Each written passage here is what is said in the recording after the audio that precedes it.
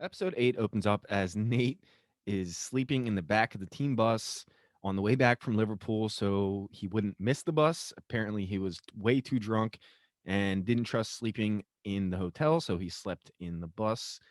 And Rebecca wakes up in her hotel room with the waiter, forgets that he is in her hotel room. And then when she remembers this, she says, "Get out." And then Ted wakes up with Sassy, and he did not know what to think.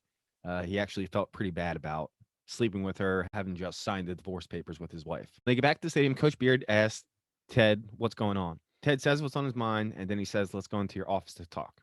Keely then talks to Roy as he says he is busy. He can't hang out today. She still doesn't know what to think of it. She doesn't think that he is into her. Then Higgins, Nate, and Coach Beard are telling Ted to cut himself some slack and not be so upset about what happened last night. And Ted eventually feels a lot better, and they come up with the name the Diamond Dogs. So now, anytime they have a issue that they want to talk about, he's gonna call in the Diamond Dogs, and here they come. Ted thanks Rebecca for helping him out last night. She says, of course, he wants to thank her. She says, I have a meeting with two minority owners and would love for you to come along. So Ted says, yes, I'll be there. Keely is talking to the players for potential brand meetings. Then Roy clears things up with her, saying he wants to go different this time, and that's why he's taking things slow. She admits that, okay, since we're going to be honest, I slept with Jamie last night, go separate ways for the time being. Roy goes into Ted's office and he calls them the Diamond Dogs. They help Roy too. They say, you have a past, she has a past. If you guys want to be together, just let it go and see what happens. So Roy seems to leave the room with this mindset. Next, we're in what was supposed to be the meeting with Milk Sisters, as Ted nicknamed them.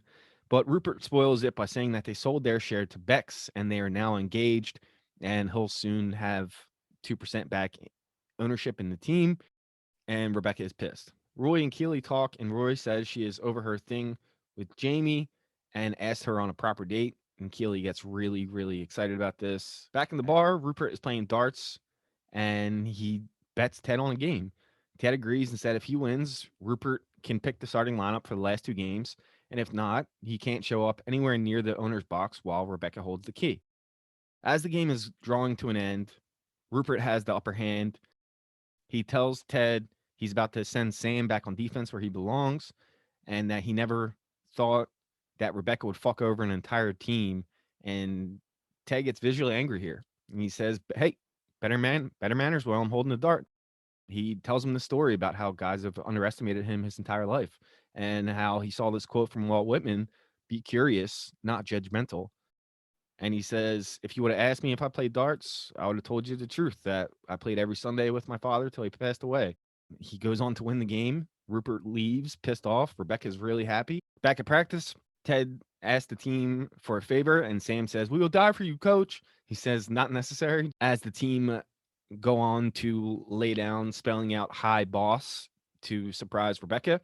And she seems like she's in a really good mood. Like she's starting to come around to Ted. Higgins is worried about capacity for the final game, saying that they need to sell more home tickets to have a better advantage against Manchester City. She says no, sell the team tickets to Man City fans, and she hopes that the away crowd will be bigger.